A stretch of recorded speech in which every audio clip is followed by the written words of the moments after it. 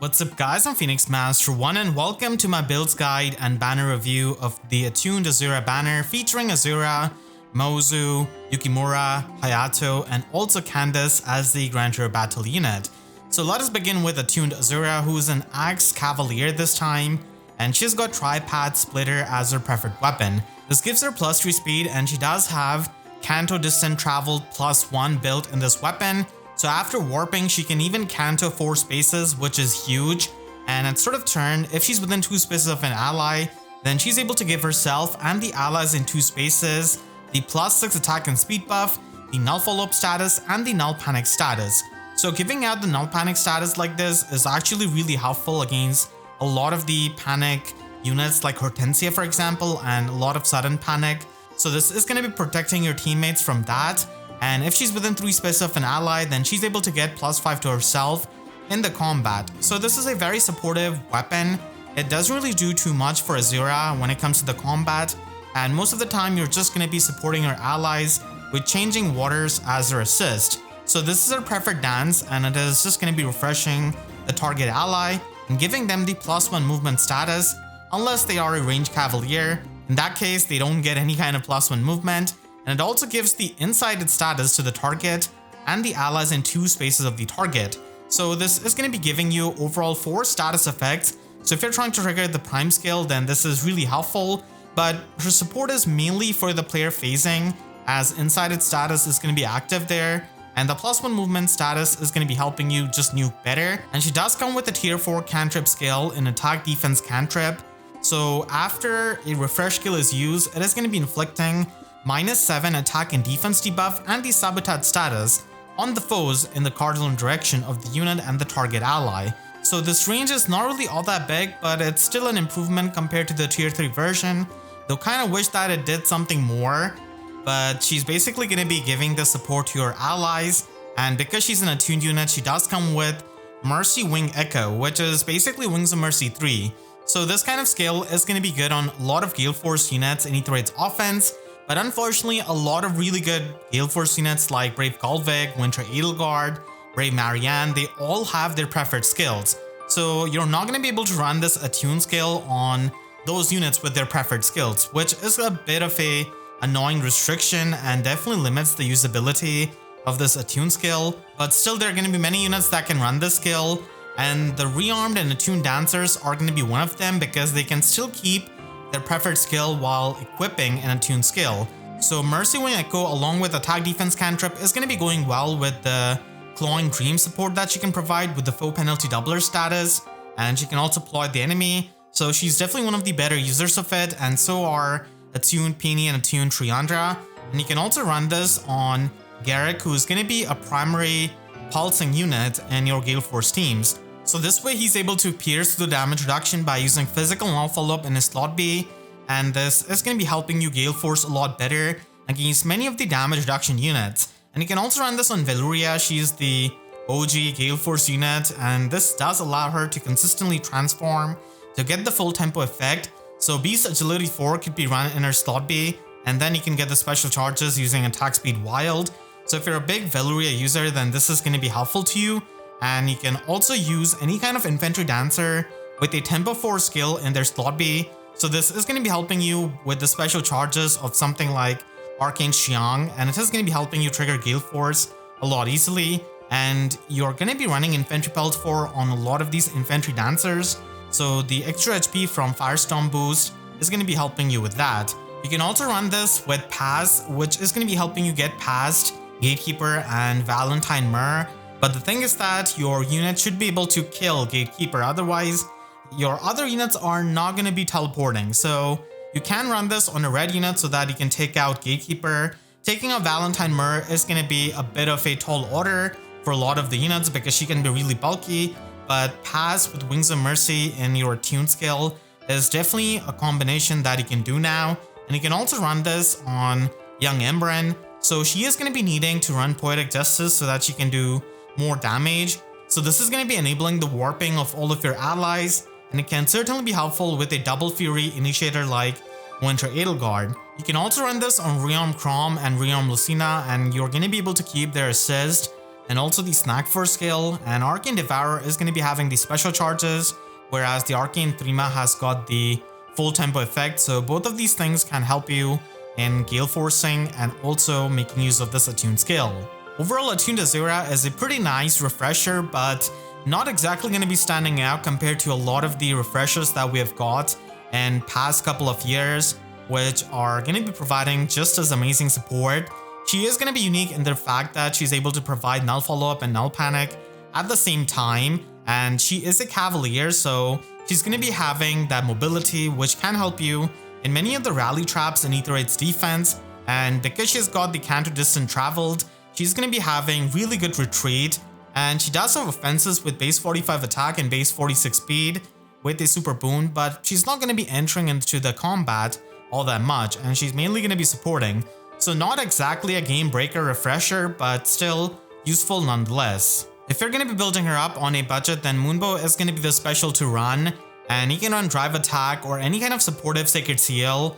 She can run Firestorm Dance, even though it is going to be overlapping with the visible buffs that she gives, but this does allow you to give the Desperation status, which is going to be having good synergy with the Null Follow-Up status that she can give out with her preferred weapon, and Rock Slide Dance doesn't really go too well with her support, so that's why Desperation status is going to be something you can get.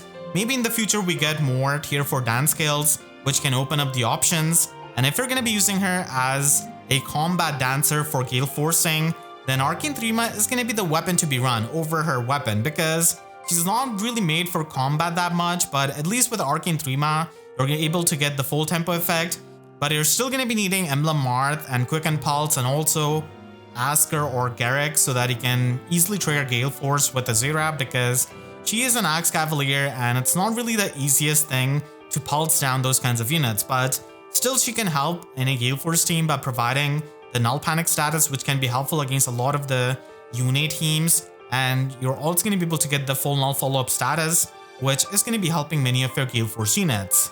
Mozu is a Lance Infantry unit with Forager Naginata as her preferred weapon.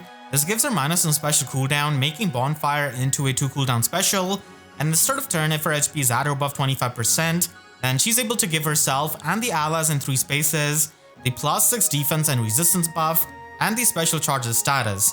So this is going to be making her a pretty good support unit, and she herself is going to be able to retaliate back with Bonfires, and then she's able to get +5 to all of her stats in the combat, and she also gets additional stats depending on the number of allies in 3 spaces, multiplied by 3 and then added by 1. And this is going to be max 10, and if she's within 2 spaces of any kind of Divine Vein terrain or a forest tile, then it is going to be counted as max. And this is also going to be giving her flat damage reduction on foes' first attacks, including the Brave hit, and then she also heals up X HP per hit in the combat. So this is going to be pretty much giving you 10 flat damage reduction and 10 HP healing per hit, which is going to be good for the self-sustain.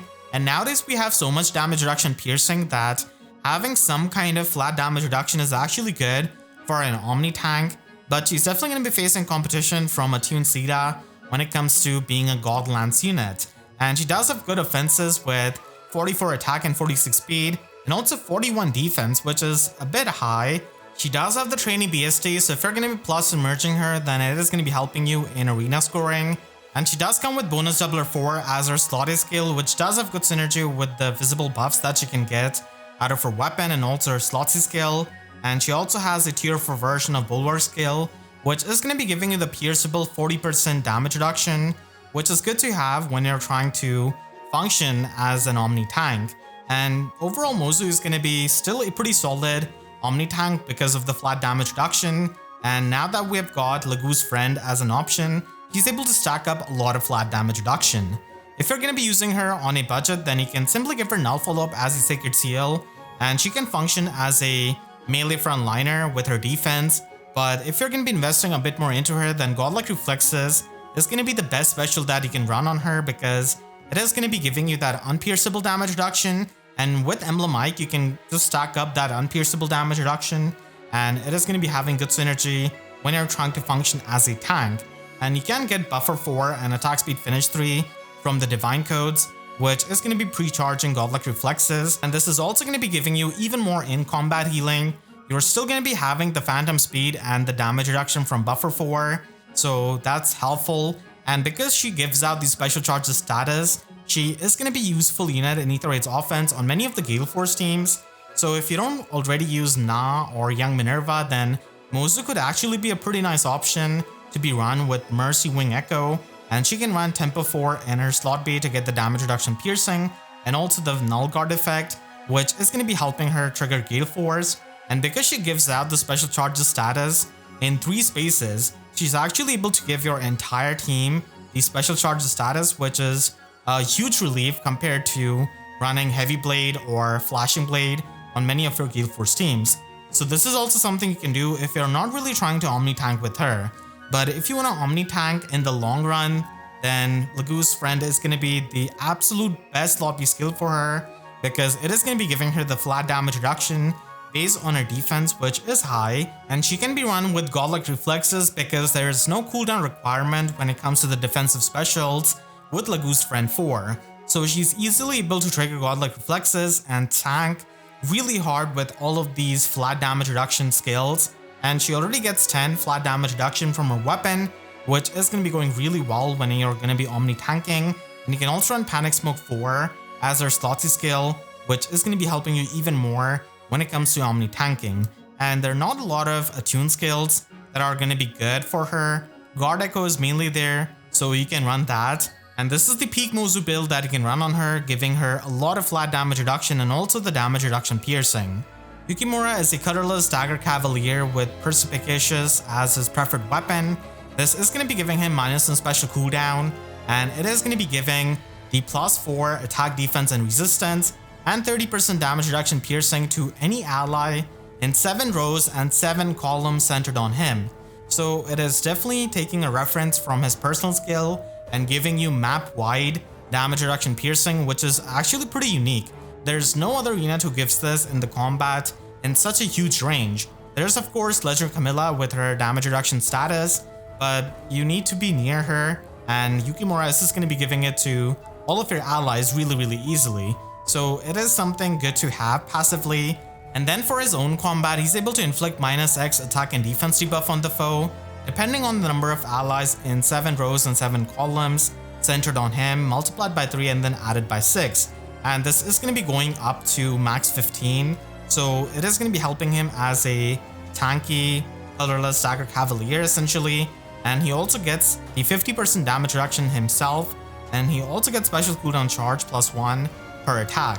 So it's definitely pretty weird how he doesn't have any kind of guaranteed follow-up attack despite being so slow with base 16 speed, and he's mainly going to be functioning as a tanky Cavalier who's going to be giving you the support from his weapon, and he can also run Sabotage skills and also the Ploy skills. So he's going to be making the good use out of his resistance, which is pretty high at base 45, but I kind of wish that he had the guaranteed follow-up attack, or at least like 1 or 2 extra effects on his weapon, which would have helped him quite a lot in the combat. He does come with the tier 4 version of the Sabotage skill, which actually doesn't inflict the Sabotage status, but it is going to be giving you the Sabotage effect in the combat.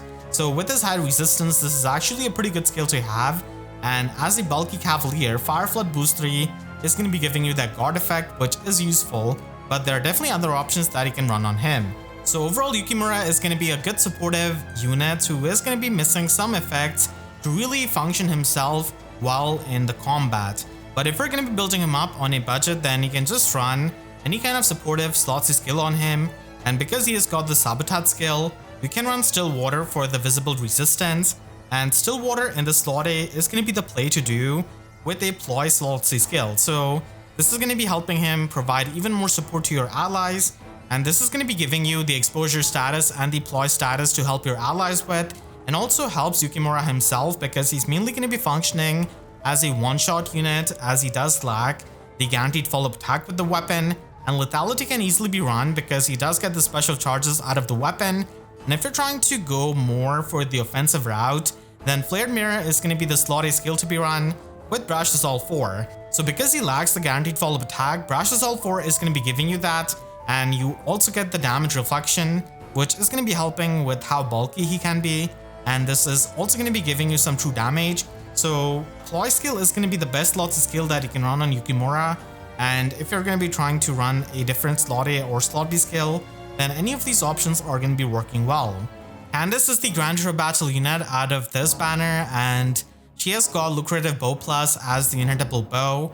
This is a non-seasonal version of White Wind Bow Plus, which is a very good weapon, just not good on Candace because she doesn't really have as much speed needed on a modern unit, and she's mainly going to be stacking up her attack and resistance. So this is going to be giving you the null follow-up and the null panic status, and you're able to get uncapped attack and speed in the combat, depending on the total number of bonus status effects active on you and also the negative status effects active on the foe times 2 added by 5.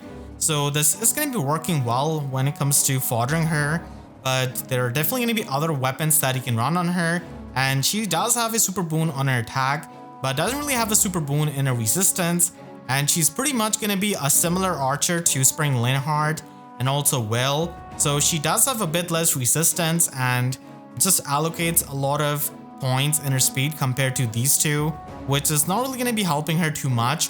She is going to be missing out on few resistance points compared to Spring Linhardt, who is going to be slightly better than her in that regard, but the speed that she's got is, again, in a really weird spot, which is not going to be helping her too much.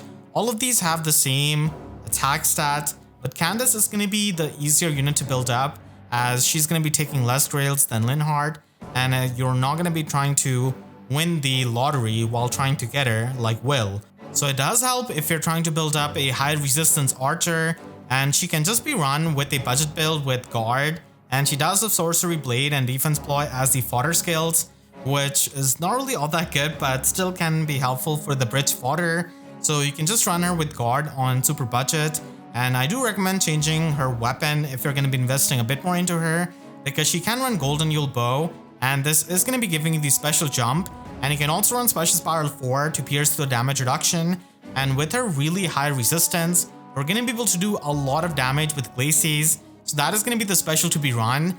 But ultimately her best weapon is going to be Carrot Bow Plus, which is going to be inflicting the attack and defense debuff on the foes in 3 rows or 3 columns centered on her, and it also gives you the Omni Breaker effect. So this is going to be the best weapon from Spring Linhardt that you can run on Candace, and Lagu's Friend is also going to be an amazing slot B skill for the damage reduction piercing and also getting the flat damage reduction based on her high resistance. And with Emblem Eye, you can stack up even more unpierceable damage reduction.